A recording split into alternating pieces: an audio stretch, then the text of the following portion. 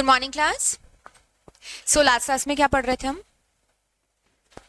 Types of contracts. अच्छा, अलग अलग बेसिस पे हमने पढ़ा था क्या क्या टाइप्स होते हैं कॉन्ट्रैक्ट्स के, क्या क्या बेसिस कवर कर चुके हैं हम ऑलरेडी। एनफोर्सिएबिलिटी, सबसे पहला हमने एनफोर्सिएबिलिटी देखा था, राइट? उसमें कितने कॉन्ट्रैक्ट्स होते हैं? कौन कौन से?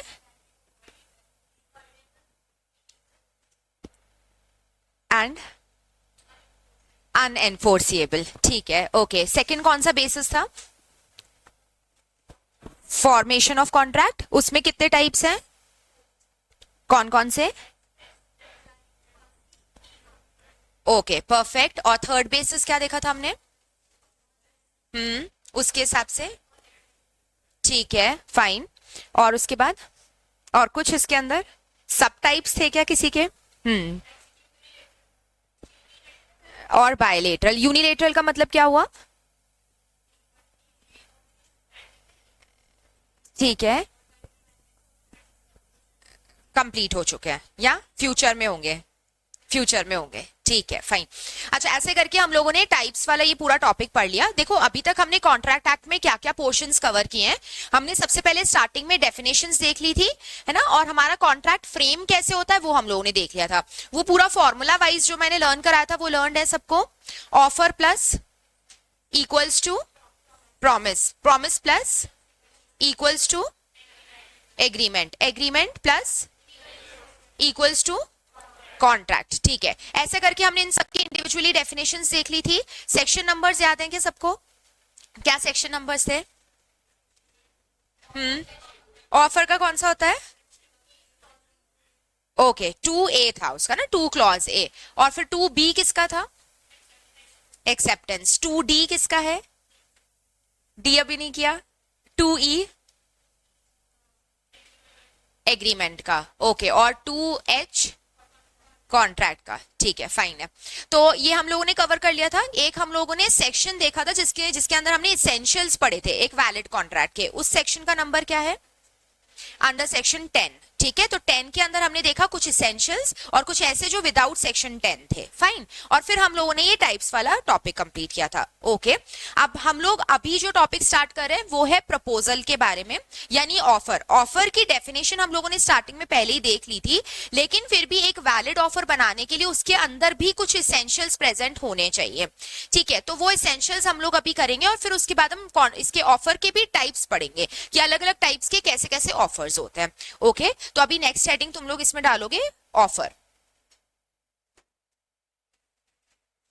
हेडिंग लिखो ऑफर और ब्रैकेट में प्रपोजल भी लिखना।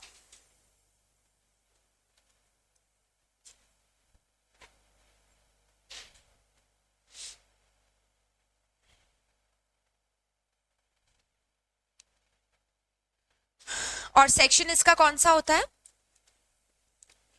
2A ना।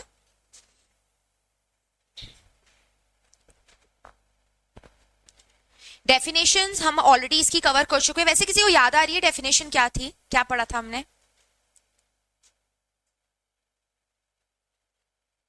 डेफिनेशन ऑफर की, when one person signifies to the another willingness, ठीक है। फिर assent of the other, ठीक है। assent का मतलब कंसेंट, ठीक है। और ये कंसेंट हमें उसको प्रेशराइज करके लेना है या फ्री कंसेंट होना चाहिए? फ्री कंसेंट होना चाहिए, ठीक है, परफेक्ट है। इसके अंदर सब हेडिंग डालो essentials.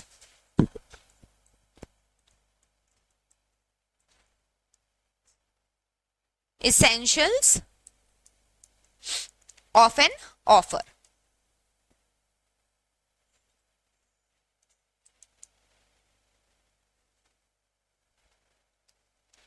essentials of an offer।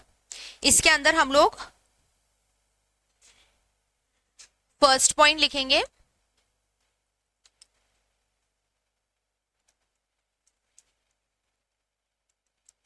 Parties के बारे में है ये। अच्छा, जो ऑफर देता है उसको क्या बोलते हैं?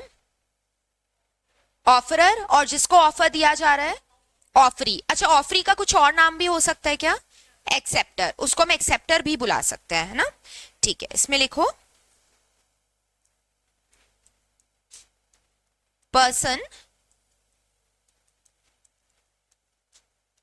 Making an offer, person making an offer, इसको बुलाया जाता है ऑफरर। और एक नाम और इंट्रोड्यूस हो रहा है यहां पे, which is promisor.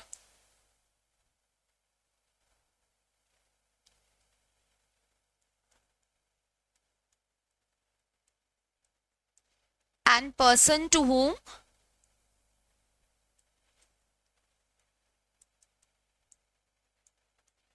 Offer is made, ऐसे पर्सन को दो तीन नाम है, ऑफरी भी बोल सकते हैं, एक्सेप्टर भी बोल सकते हैं, एंड प्रोमिसी भी बोल सकते हैं। तीनों को और करके लिख लेंगे इसमें।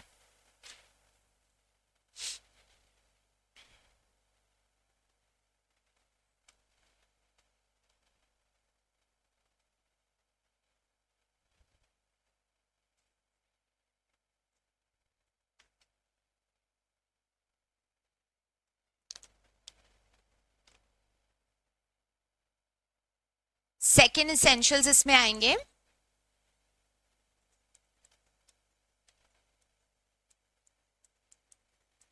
There must be willingness to do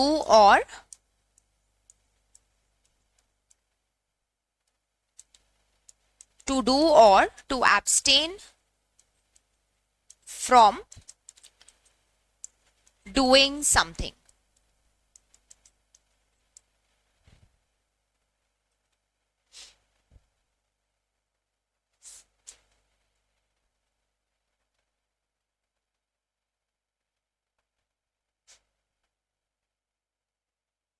सारे डेफिनेशन में से ही इसेंशियल्स निकल के आ रहे हैं इसके।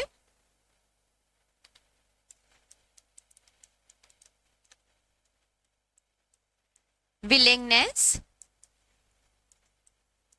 must be expressed to obtain assent of other party।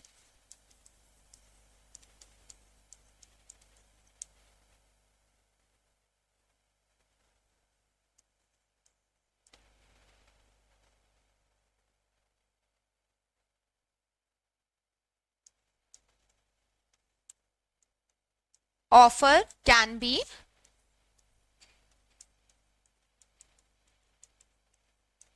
positive act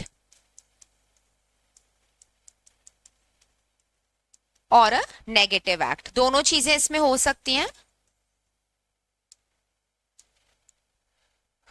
positive act भी हो सकता है, नेगेटिव भी हो सकता है।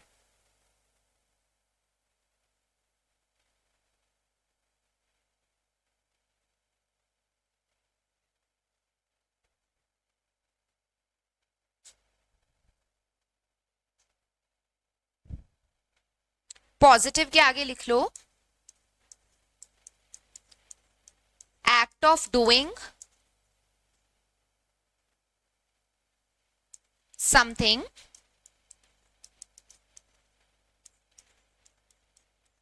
एक्ट ऑफ नॉट डूइंग, और नॉट डूइंग के ब्रैकेट में एब्सटीनेंस लिखेंगे। एब्सटीनेंस का मतलब ही ये होता है कोई काम नहीं करना।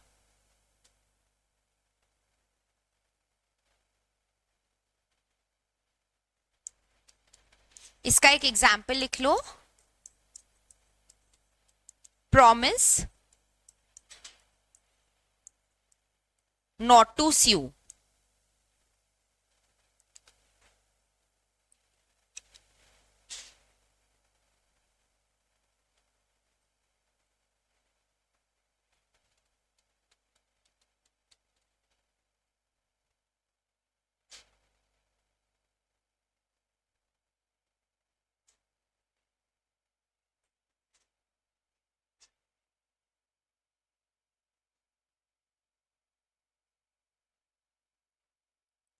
ठीक है, ये चार इसेंशियल्स थे हमारे पास। अब तुम लोग देख पा रहे हो ये चारों के चारों डेफिनेशन के एग्जैक्टली सेम पॉइंट्स हैं ना, बस उसकी लैंग्वेज चेंज करके यहाँ पे लिखी गई है। तो देखो इसमें एक एक करके समझते हैं, वैसे इजी है। फर्स्ट पॉइंट इसमें पार्टीज की बात कर रहा है कि ऑफर वैलिड ऑफर कब होगा, इसेंशियल्स के हिसाब से पार्टीज उसमें दो होनी चाहिए। दो पार्टीज कौन होंगी, एक जो ऑफर दे रहा है और दूसरा जिसको हम ऑफर दे रहे हैं। जो ऑफर दे रहा है उसको क्या बोला जाएगा, ऑफरर। एक और नाम यहाँ पे इंट्रोड्यूस हुआ है, प्रोमिसर। ठीक है, प्रोमिसर या ऑफरर। एंड आप जिसको ऑफर दे रहे हैं उसके तीन अलग अलग नाम है, क्या, एक तो ऑफरी, दूसरा एक्सेप्टर एंड तीसरा प्रोमिसी। क्यों हमने उसको ऑफरी इसलिए बोला, क्योंकि ऑफरर के हिसाब से ऑपोजिट देखा जाए तो ऑफरी, प्रोमिसर ये है तो वो प्रोमिसी बन गया, एंड देन एक्सेप्टेंस उसको देनी है ना, इस वजह से वो एक्सेप्टर बन गया।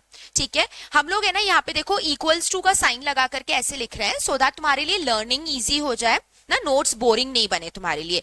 तुम लोग वहां पे लैंग्वेज कैसी बना के लेके आओगे, जैसा नॉर्मल इंग्लिश होता है ना वैसा स्टेटमेंट क्रिएट कर देना। ये इक्वल्स टू और एरो वाले साइंस लगा के आंसर नहीं लिखेंगे हम। ठीक है, ये फ्लो चार्ट्स इसीलिए बनाए जाते हैं ताकि तुम लोग के लिए नोट्स थोड़े से इंटरेस्टिंग बन जाए और लर्निंग ईजी हो जाए। अभी यहाँ पे तुम लोग कैसे लाइन बना के लिखोगे, the person making an offer is called as offerer और promisor, the person to whom the offer is made is called as offeree और एक्सेप्टर और प्रोमिसी। ऐसे करके लाइन बना के हम लिखेंगे। ठीक है, हो जाएगा ये। ओके, सेकंड, विलिंगनेस होना चाहिए कोई भी काम करने का या नहीं करने का। तो टू डू ये वाला आपका पॉजिटिव एक्ट हो गया, and to abstain from doing ये क्या हो गया, नेगेटिव एक्ट हो गया। ओके, मतलब कोई काम नहीं करने का प्रॉमिस जब हम करते हैं तो उसको हम एब्सटिनेंस बोलते हैं या एब्सटेन बोलते हैं। ओके, देन थर्ड में कह रहा है कि विलिंगनेस जो है उसको एक्सप्रेस करना जरूरी है। अब मेरी कोई काम करने की इच्छा है लेकिन मैं किसी को कम्युनिकेट नहीं करूंगी उसके बारे में, मतलब जिसके साथ परफॉर्मेंस करना है, तो कैसे पता लगेगा उसको कि ये काम करना चाहती है नहीं करना चाहती, राइट। तो इसीलिए अब जैसे फॉर एग्जाम्पल तुम लोग हो, तुम्हें सीए करना है, ठीक है, तुम अगर इंस्टीट्यूट पे यहाँ आकर के अपनी विलिंगनेस एक्सप्रेस नहीं करोगे कि हम सीए करना चाहते, तो हमें कैसे पता लगेगा कि कौन से बच्चे को सीए करना है, नहीं पता लगेगा ना। तो विलिंगनेस, अपनी इच्छा को सब दूसरे के सामने क्या करना पड़ेगा, एक्सप्रेस करना पड़ेगा। तो वही बात यहाँ पे लिखी हुई है, एक्सप्रेस करना इंपॉर्टेंट है। दूसरा, हम एक्सप्रेस क्यों कर रहे हैं उसके पीछे हमारा पर्पस क्या है, हमें क्या करना है, असेंट ऑब्टेन करनी है, राइट, सामने वाली पार्टी की असेंट। अब ये अदर पार्टी कौन है यहाँ पे, ये अदर पार्टी कौन हुआ, क्या बोलेंगे उसको, तीन नाम थे ना,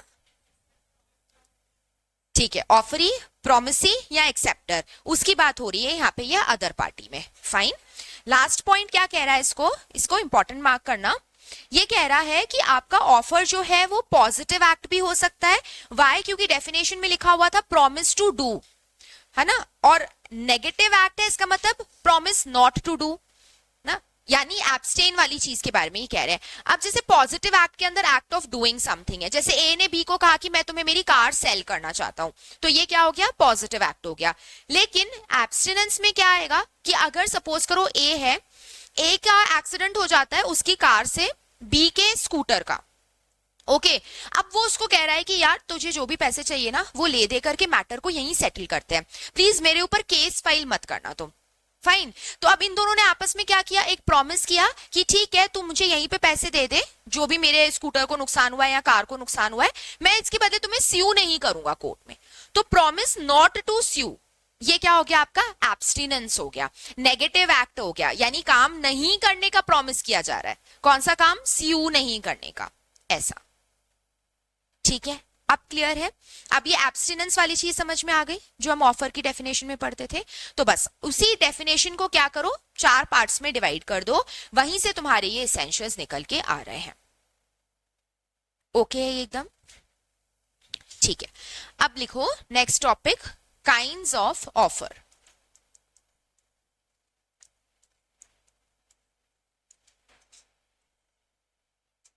काइंड्स ऑफ ऑफर,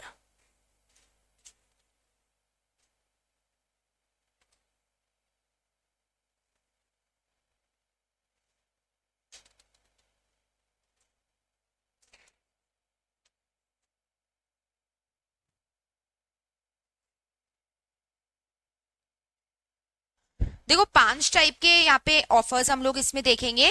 काम करते हैं, फ्लो चार्ट प्रिपेयर कर लेते हैं ताकि एक ही चार्ट के अंदर तुम्हारे सारे प्रोविजंस कवर हो जाएंगे। तो 5 टाइप्स है, उस हिसाब से तुम लोग है ना इसका ये चार्ट ड्रॉ करना। 2, 3, 4 एंड 5। फर्स्ट टाइप का ऑफर जो आएगा वो आएगा general offer,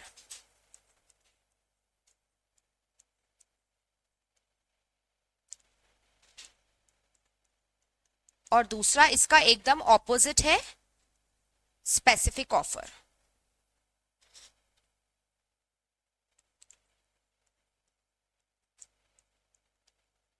cross offer,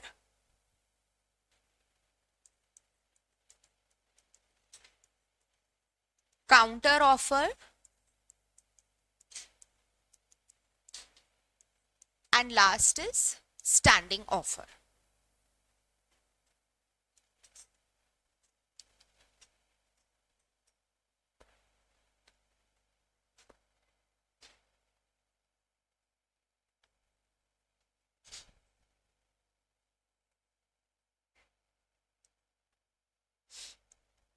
general offer में offer made to public at large,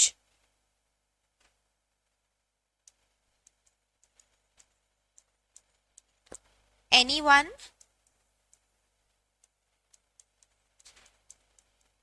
can accept that offer.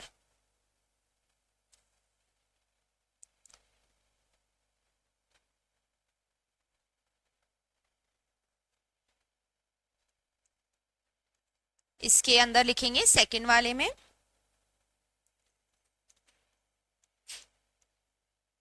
Offer made to a specific person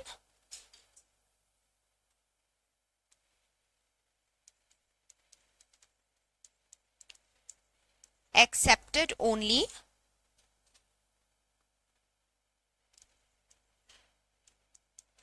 by that person.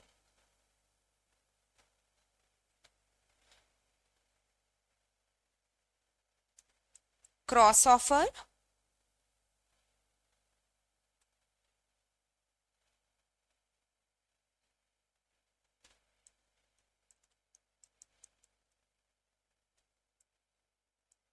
identical offers given by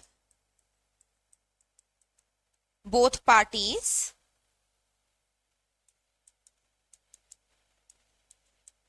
in ignorance of others offer, in ignorance of others offer.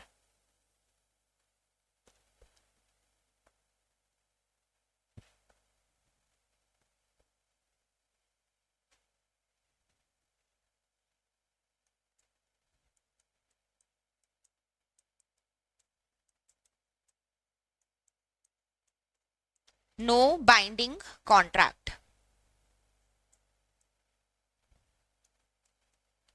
Counter offer,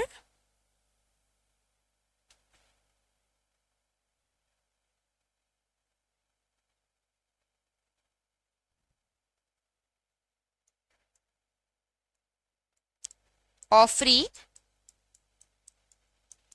accepts the offer but subject to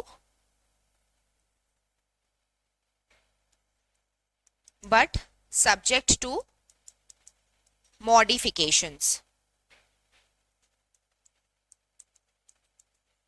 in terms of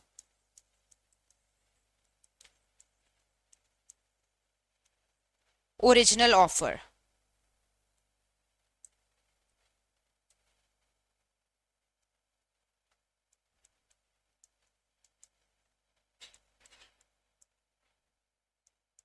Amounts to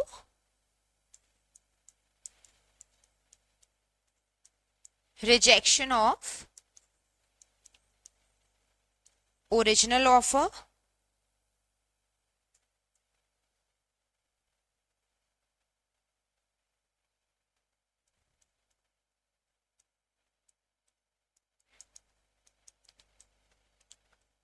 qualified और conditional acceptance.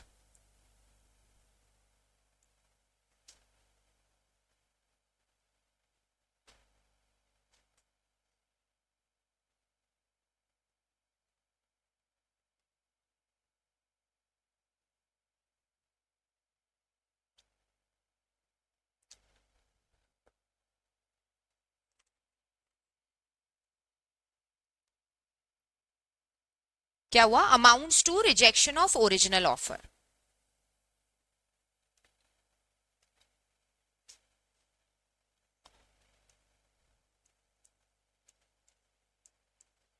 allowed to remain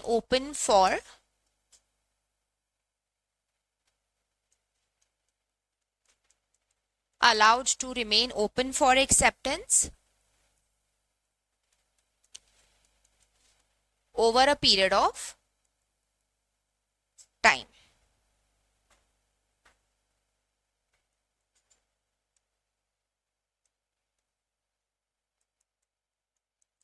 Example, tenders.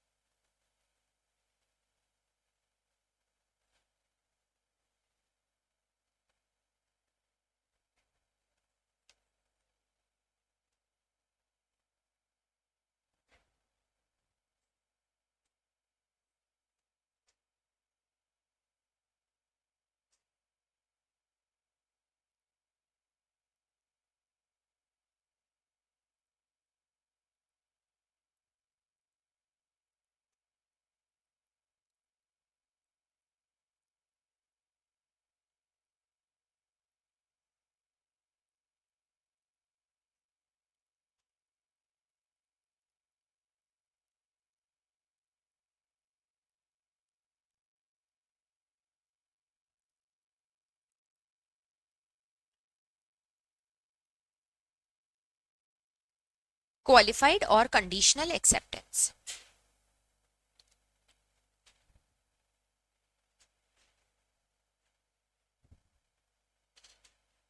बन गया, chart बन गया। ये चिड़ पिचड़ तो नहीं हो गया? कोई बात नहीं, अभी तुम लोगों को हैबिट हो जाएगी कि कैसे चार्ट्स वगैरह बनाते हैं। देखो इसने बनाया ना, जैसे एकदम परफेक्ट है। इसके नोट्स देख सकते हो तुम लोग। थोड़ा सा उसको ऐसे में लिखने के बजाय आप दो दो वर्ड्स करके उसके नीचे लिखते चले जाओ। तो उसको नीचे एक्सपैंड करो, ऐसे में एक्सपैंड मत करो, तो तुम्हारे सारे पॉइंट्स एक जगह पे कवर हो जाएंगे।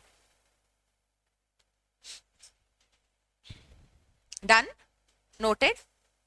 ओके। देखो इसमें सबसे पहले, वैसे तो हमारे पास 5 टाइप के ऑफर्स हैं। पहला ऑफर जो है वो है जनरल ऑफर, और इसी का ही ऑपोजिट है स्पेसिफिक ऑफर। तो ये दोनों आपस में एक दूसरे के इंटर रिलेटेड है। कैसे? जनरल ऑफर का मतलब नाम से समझ में आ रहा है ना, ये जनरल है। जनरल है इसका मतलब ये पूरी पब्लिक को ऑफर दिया गया है, और पूरी पब्लिक में से कोई भी इसको एक्सेप्ट कर सकता है। ठीक है, तो यही लिखा हुआ है हमने, offer made to public at large, anyone can accept that offer। कोई भी पूरी पब्लिक में से ऑफर को एक्सेप्ट कर सकता है। ठीक है, अब जैसे फॉर एग्जाम्पल कोई कंपनी है, उसके पास है ना किसी जॉब की वैकेंसी है, तो उन्होंने क्या करा, अपना वैकेंसी जो है वो जैसे naukri.com हो गया या इस टाइप की वेबसाइट्स हो गई, उसके ऊपर डाल दिया, या कोई व्हाट्सएप ग्रुप्स पे डाल दिया, स्टेटस वगैरह लगा दिया। अब ऐसे में वो एक तरीके से क्या कर रहे हैं, लोगों को ऑफर दे रहे हैं। किस चीज का ऑफर दे रहे हैं? उनकी कंपनी में आकर के काम करने का, राइट। अब वो ऑफर उन्होंने किसको दिया? जनरल ऑफर दिया है, पूरी पब्लिक एट लार्ज को दिया है। यानी पूरी पब्लिक में से कोई भी आकर के क्या कर सकता है, उस ऑफर को एक्सेप्ट कर सकता है। अब जो भी कैंडिडेट्स एलिजिबल होंगे वो लोग आकर के अपना रेज्यूमे वहां पे दे सकते हैं, और फिर उनका सिलेक्शन हो जाएगा, राइट। तो ऐसे कोई भी एक्सेप्टेंस यहाँ पे दे सकता है। अच्छा, इस वाले के अंदर हम लोग अभी ये केस लॉ देखेंगे। पहले सारे टाइप्स समझ लो, फिर इसका केस लॉ देखेंगे। दूसरा यहाँ पे है स्पेसिफिक ऑफर। अब ये एकदम जनरल का उल्टा हो जाएगा, नाम से समझ आ रहा है स्पेसिफिक, यानी कि ये एक स्पेसिफिक पर्सन को दिया गया है और वही पर्सन एलिजिबल है उसका एक्सेप्टेंस देने के लिए। अच्छा याद करो, हमने डे 1 एक एग्जाम्पल लिया था कि ए ने बी को ऑफर दिया है कि क्या तुम मेरी कार खरीदोगे। वो ऑफर क्या था, जनरल था या स्पेसिफिक था? स्पेसिफिक था। ठीक है, क्यों? क्योंकि बी को दिया गया है, बी से पूछा तो सिर्फ बी जवाब देगा, ऐसा ना। तो हमने ये लिखा है offer made to a specific person accepted only by that person. ठीक है। थर्ड, अब क्रॉस ऑफर और काउंटर ऑफर ये दोनों थोड़े से एक दूसरे से सिमिलर है। क्रॉस ऑफर क्या कह रहा है, identical offers given by both the parties, दोनों पार्टी एक दूसरे को सेम ऑफर्स दे रही हैं। एक चार्ट से बताती हूं, जैसे कि ए और बी है, ए ने बी को ऑफर भेजा कि क्या तुम मेरी कार खरीदोगे, ऐसा। अब पुराने जमाने में क्या होता था ना, वैसे सच बताऊं तो क्रॉस ऑफर्स का आजकल कोई इंपॉर्टेंस नहीं है।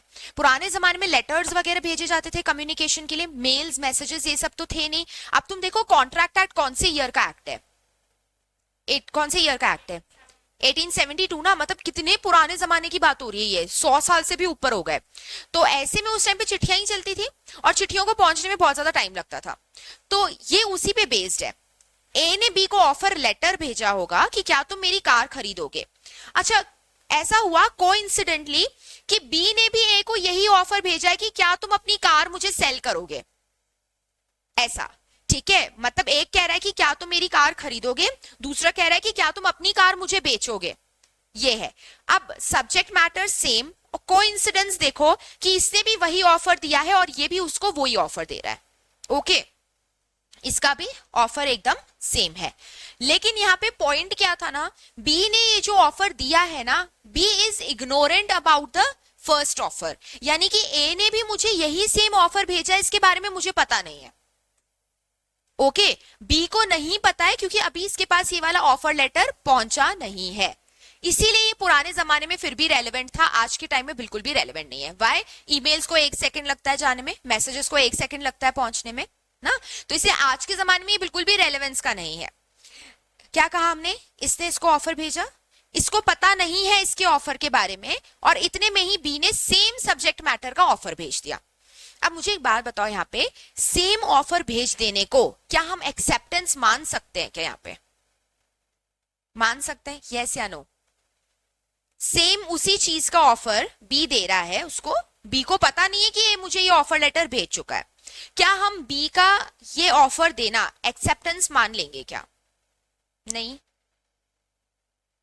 नो, बताओ, बोलो, एक्सप्रेस करो, यस या नो। कितने यस बोल रहे हैं,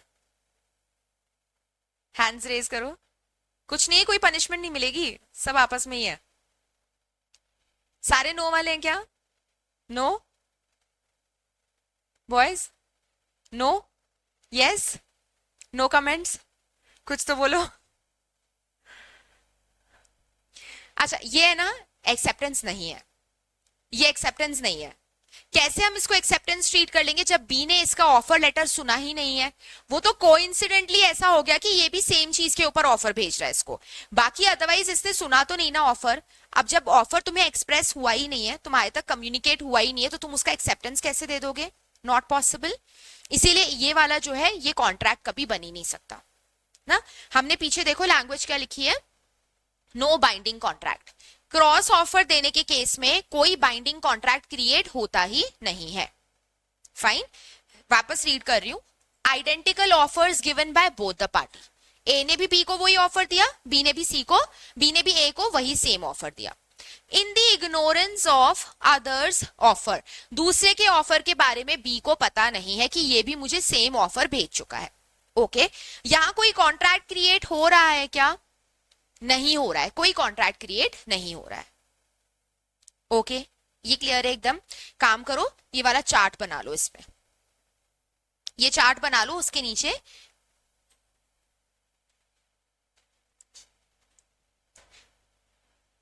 एरो लगा के कैसे भी, ऑफर टू, मैं एक बार बता रही हूं इसमें कैसे लिखना है, offer to buy his car, और बी ए को सेम ऑफर दे रहा है,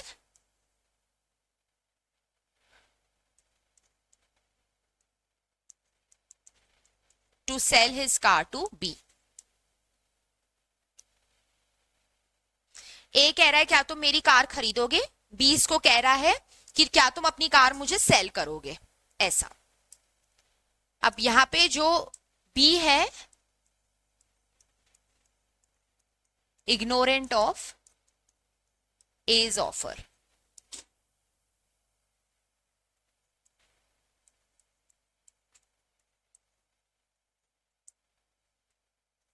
ये आपका क्रॉस ऑफर है।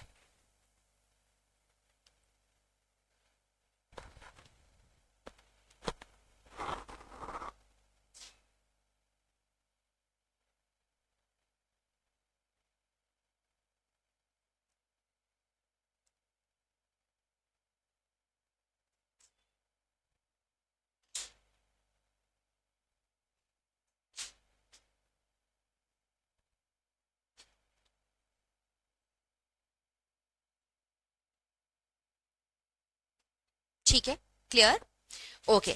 अभी ये हम लोगों ने देख लिया कि क्रॉस ऑफर क्या होता है। अभी नेक्स्ट है ना, इस पे आओ, काउंटर ऑफर पे। अच्छा, काउंटर ऑफर कुछ नहीं है, बार्गेनिंग करते हैं ना हम लोग, हाँ, स्पेशली गर्ल्स। है क्या बार्गेनिंग पावर अपनी अच्छी? नहीं है, नहीं है, किसी की भी नहीं है यहाँ पे। Boys, no bargaining power?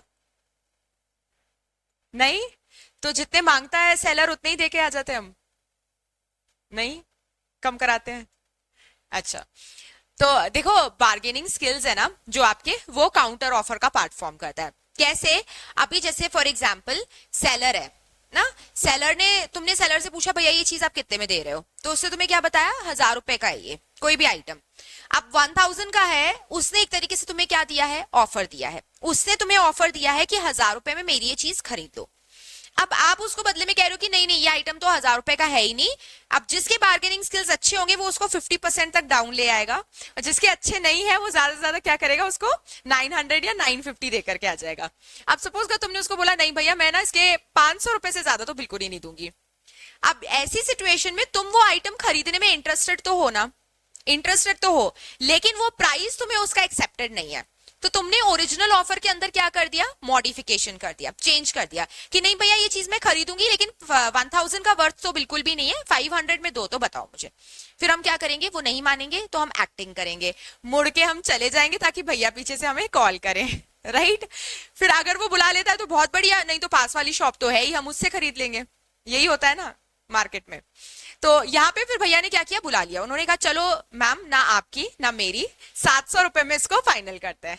ठीक है, तो आपने कहा कि चलो ठीक है 700 में फाइनल करते हैं। अब यहाँ पे ऑफर एग्जीक्यूट हो गया, ओके। अब इधर this is called as counter offer. कौन सा वाला काउंटर ऑफर है, जो तुमने पुट किया था ना उसके सामने 500 वाला प्राइस, वो क्या कहलाएगा, काउंटर ऑफर कहलाएगा। अब यहाँ पे क्या मैं ये बोल सकती हूँ कि तुम्हारा काउंटर ऑफर प्लेस करना मतलब जो सेलर ने तुम्हें ओरिजिनल ऑफर दिया है वो उसका रिजेक्शन है? क्या मैं ऐसा बोल सकती हूँ कि counter offer is rejection of original offer by the seller? Correct है ये एकदम, क्योंकि उसका 1000 रुपए वाला प्राइस तो मुझे एक्सेप्टेड था ही नहीं, मैंने तो अपना प्राइस कोट करा है उसको। तो काउंटर ऑफर करने से क्या हो गया, ओरिजिनल वाला ऑफर रिजेक्ट हो गया। ओके, एक चीज और, यहां पे ऑफर अब हमारा एग्जीक्यूट होगा कब?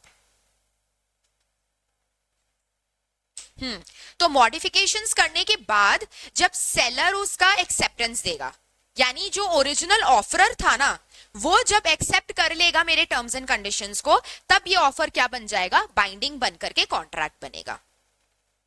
ठीक है, अब मान लो कि मैं जाने लगी और भैया ने पीछे से मुझे कॉल नहीं किया, तो इसका मतलब उनको मेरा वाला काउंटर ऑफर एक्सेप्टेड नहीं है, नहीं है तो कॉन्ट्रैक्ट भी एग्जीक्यूट नहीं होगा, सिंपल है। ठीक है, क्लियर है। लैंग्वेज देखो,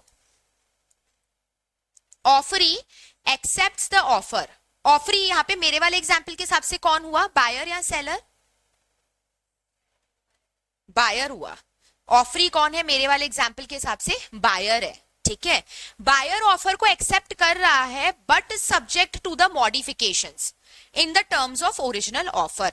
ओरिजिनल ऑफर उसने क्या मुझे बताया था, 1000 रुपए का प्राइस, तो मुझे 1000 रुपए का प्राइस जो था वो सही नहीं लगा, मैंने उसमें मॉडिफिकेशन क्या बताया उसको, 500 रुपए कर दिया। ठीक है, अच्छा अब इसमें भी अगर आप काउंटर ऑफर दे रहे हो तो ये आपका क्या बन जाएगा, रिजेक्शन ऑफ ओरिजिनल ऑफर बन जाएगा। इसको स्टार मार्क कर दो, कई बार स्टेटमेंट बेस्ड क्वेश्चन आता है इसके ऊपर। वो तुम्हें एक स्टेटमेंट दे देंगे कि counter offer amounts to rejection of original offer, comment या एक्सप्लेन हाउ, ऐसे क्वेश्चन आ जाएगा। ठीक है, अब ओरिजिनल ऑफर तो रिजेक्ट हो गया, कौन सा वाला ऑफर ओरिजिनल, 1000 रुपीज वाला, राइट। अब इसको हम क्या बुलाएंगे, क्वालिफाइड एक्सेप्टेंस बुलाएंगे या कंडीशनल एक्सेप्टेंस बुलाएंगे। कहीं पे भी क्वालिफाइड वर्ड लिखा हुआ है तो उसका मतलब कंडीशनल है। कंडीशनल क्यों, मुझे उसका ऑफर तो एक्सेप्टेड है लेकिन है ना वो प्राइस मुझे सही नहीं लग रहा, मैं गुड्स खरीदने में तुम्हारे इंटरेस्टेड हूं लेकिन मुझे तुम्हारा ये प्राइस सही नहीं लग रहा, तो इसलिए मैं एक्सेप्टेंस दे तो रही हूं लेकिन कंडीशनल दे रही हूं, यानी शर्तें डाल रही हूं उसके अंदर। क्या शर्त डाल रही हूं कि अगर 500 रुपए में दे रहे हो तो दो, वरना मुझे नहीं लेना, ऐसा। तो कंडीशंस अगर इंपोज करिए तो उसको हम क्या बुलाएंगे, कंडीशनल एक्सेप्टेंस या क्वालिफाइड एक्सेप्टेंस। इसको भी स्टार मार्क करना क्योंकि डायरेक्ट क्वेश्चन आ जाएगा, right a short note on conditional acceptance.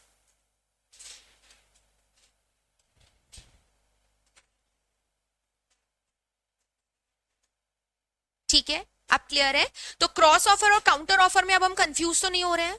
अगर डिफरेंस जैसा कुछ आता है तो हम लिख लेंगे क्या उसको ना। देखो पूरा कॉन्ट्रैक्ट एक्ट आपका एग्जाम्पल्स के ऊपर चलता है ना, तो ट्राई करो वो एग्जाम्पल्स याद रखने की, नहीं याद रह पा रहे तो पेंसिल से लिख लिया करो। और दूसरी चीज, अगर तुम पेपर में एक्सप्लेन नहीं कर पा रहे हो ना तो तुम एग्जाम्पल पुट करके एक्सप्लेन कर दो उस चीज को, तो थोड़े बहुत मार्क्स फिर भी तुम्हें मिल जाएंगे, मतलब एग्जामिनर को समझ आ जाएगा कि हाँ इसको कॉन्सेप्ट की तो क्लैरिटी है। ठीक है, क्लियर। तो क्रॉस ऑफर और इसमें क्या फर्क है, क्रॉस ऑफर में तो बी को पता ही नहीं था ए ने क्या ऑफर दिया है, लेकिन यहां तो बायर को पता है ना सेलर मुझे क्या ऑफर दे रहा है, बस ये सबसे मेजर डिफरेंस है। एग्जाम्पल लिखना चाहो पेंसिल से लिख लो, बार्गेनिंग। एग्जाम्पल अगर पेंसिल से लिखना चाहो तो लिखो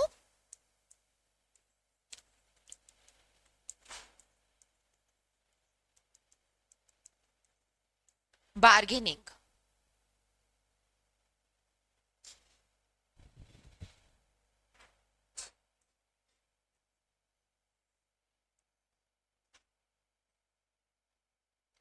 काउंटर ऑफर वाले का एग्जाम्पल है ये बार्गेनिंग। ठीक है, डन, क्लियर। अब आ जाओ लास्ट वाले पे, दैट इज स्टैंडिंग ऑफर। नाम से समझ में आ रहा है स्टैंडिंग है, ये स्टैंडिंग है, इसका मतलब इसका वैलिडिटी जो है वो बहुत लंबा है, यानी ये ऑफर बहुत दिन तक ओपन रहेगा। इसका कोई ड्यूरेशन डिसाइड नहीं हुआ है कि ये 3 दिन के लिए है, 5 दिन के लिए, 1 हफ्ते के लिए, ऐसा कुछ भी नहीं है। ये ओपन ही रहेगा काफी लंबे टाइम तक, 6 महीने, 1 साल, ऐसा। एग्जाम्पल इसका टेंडर। टेंडर जानते हो क्या होता है, गवर्नमेंट के टेंडर्स आते हैं, पता है क्या होता है, बताओ बताओ, कोई बात नहीं, बताओ कैसे क्या होता है टेंडर्स के अंदर, बोलो बोलो। हम्म, बताओ क्या हो गया तो, उसको मत बताओ, मुझे बताओ।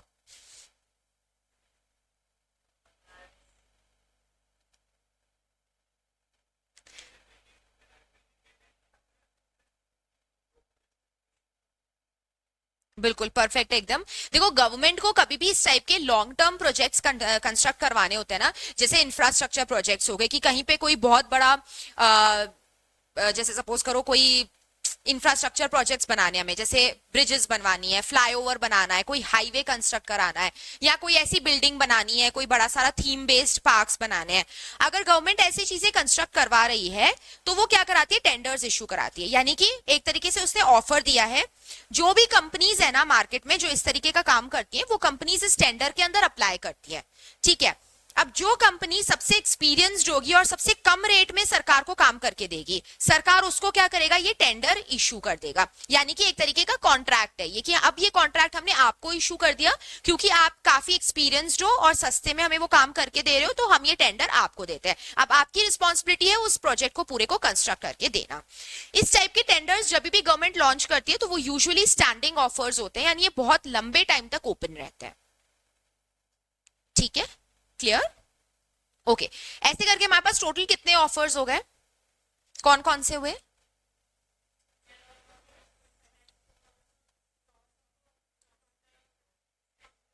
ठीक है, आपका फर्स्ट वाला जो जनरल ऑफर और स्पेसिफिक ऑफर है, ये दोनों एक तरीके से ऑपोजिट है एक दूसरे के। जनरल पूरी पब्लिक को दिया है, कोई भी एक्सेप्ट कर लो। स्पेसिफिक वाला एक पर्टिकुलर पर्सन को दिया है, वो ही एक्सेप्ट करेगा। Cross offer, counter offer. Cross offer में दोनों सेम ऑफर्स दे रहे हैं, लेकिन दूसरे वाले को पता नहीं है मुझे पहले वाले ने क्या ऑफर दिया है।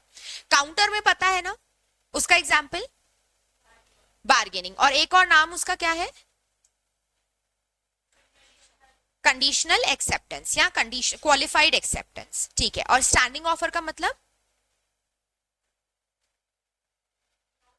लॉन्ग टाइम के लिए वो ओपन रहेगा फॉर एक्सेप्टेंस। नाम से उसको रिलेट करो, नाम में बोला है स्टैंडिंग, मतलब वो हरदम ही क्या रहेगा, ओपन रहेगा, ऐसा लंबे टाइम तक ओपन रहेगा।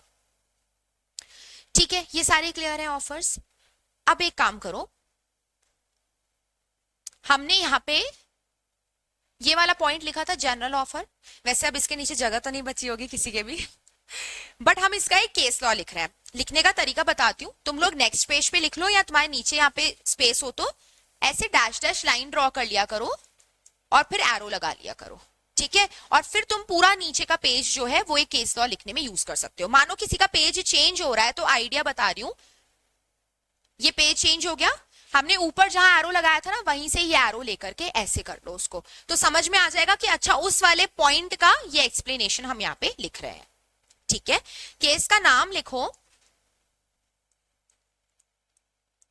सिर्फ जनरल ऑफर वाले का केस है ये ना, Carlill versus carbolic smoke ball.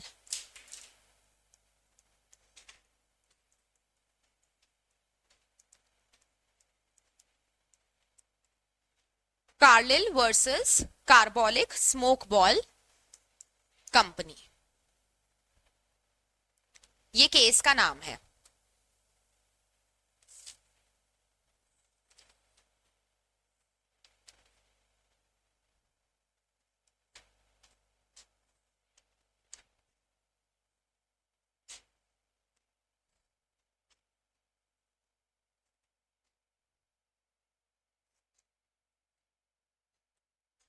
अच्छा, हम लोगों ने पहले भी केस पढ़ा था, एक केस का नाम याद है क्या जो पहले पढ़ा था? ठीक है, बाल्फोर वर्सेस बाल्फोर, ये केस का नाम हमने पहले पढ़ा था। किस टॉपिक का केस था वो? हस्बैंड एंड वाइफ वाली स्टोरी थी। ठीक है, कौन से टॉपिक में था वो?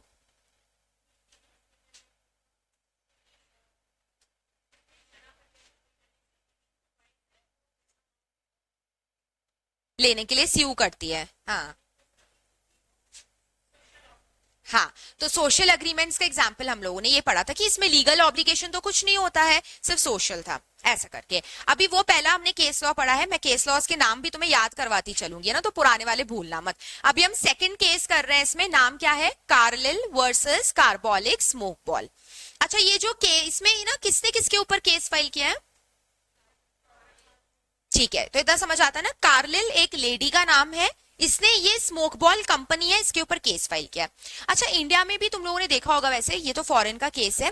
अभी हम लोग यहाँ पे मच्छर वच्छर मारने के लिए वो कॉइल वगैरह यूज करते हैं ना, कॉइल आती है, स्मार्ट कार्ड आता है, ऑल आउट आता है, ऐसे कई इस टाइप की चीजें हैं जिनको जला के रख दो और फिर मच्छर सारे मर जाएंगे। अच्छा, ये कार्बोलिक स्मोक बॉल वाली ये जो कंपनी है, इस कंपनी ने एक स्मोक बॉल बनाया था, जैसे कॉइल होती है ना, वैसे ही एक बॉल टाइप का था, उसको जलाने से सारे वायरस वगैरह वो मर जाएंगे। अब कंपनी का क्लेम क्या था कि हमारा ये स्मोक बॉल यूज करने से ना किसी को भी इन्फ्लुएंजा नहीं होगा, इन्फ्लुएंजा फीवर को बोलते हैं। ठीक है, तो इन्फ्लुएंजा उस टाइम पे बहुत ज्यादा फैल रहा था, तो इन्फ्लुएंजा वाला वायरस नहीं लगेगा अगर तुम ये स्मोक बॉल यूज करते हो तो। और यदि मान लो हमारा ये स्मोक बॉल यूज करने के बाद किसी को हो गया ना फीवर, तो हम उसको सर्टेन अमाउंट पे करेंगे, कुछ $500 इन्होंने कहा था कि हम उसको रिवॉर्ड की तरह पे करेंगे अगर तुम्हें ये यूज करने के बाद भी फीवर हुआ तो। अब क्या हुआ, कार्लिल ये एक लेडी है, इस लेडी ने इनका क्या किया था, स्मोक बॉल यूज किया था। स्मोक बॉल खरीदने के बाद भी उसको क्या हो गया, यूज करने के बाद भी उसको फीवर हो गया, मतलब इन्फ्लुएंजा हो गया। अब बताओ, क्या ये लेडी इस कंपनी से रिवॉर्ड क्लेम करने के लिए एलिजिबल है क्या? है, बिल्कुल है। अच्छा, क्यों है? क्योंकि ये ऑफर क्या था, जनरल ऑफर था या स्पेसिफिक ऑफर था? जनरल ऑफर था, मतलब हमने पूरी पब्लिक को, सारे कस्टमर्स को ये ऑफर दिया था कि जो खरीद के जाएगा ना, अगर यदि किसी के भी इन्फ्लुएंजा हो गया इससे, पहली बात तो होगा नहीं, बट अगर हो गया तो हम उसको क्या करेंगे, रिवॉर्ड पे करेंगे। फाइन। अब अगर इसको हो गया तो ये क्लेम करने के लिए तो एलिजिबल है ही ना, राइट। अब मुझे एक बात बताओ, यहाँ पे इसने एक्सेप्टेंस दी थी क्या इसके ऑफर को? कार्लिल ने कंपनी के स्मोक बॉल के इस ऑफर को एक्सेप्टेंस दिया था क्या, या वो ऑटोमेटिकली खरीदने से ही एक्सेप्टेड माना जाएगा? खरीदने से एक्सेप्टेड माना जाएगा ना, राइट। इसे अलग से तो कोई एक्सेप्टेंस उसने नहीं दी थी, नहीं दी थी, तो भी ये क्या है, वैलिड ऑफर है। तुम देखो यहाँ पे एक्सेप्टेंस उसने दी नहीं है, एक्सप्रेस नहीं किया है उससे, उसने तुम्हारा प्रोडक्ट खरीद लिया, मतलब वो अपने आप क्या कर रही है, तुम्हारे ऑफर को एक्सेप्ट कर रही है। तो अगर फ्यूचर में चल करके उसको इन्फ्लुएंजा हो जाता है तो कंपनी इसको ये पे करने के लिए लायबल है या नहीं है? लायबल है।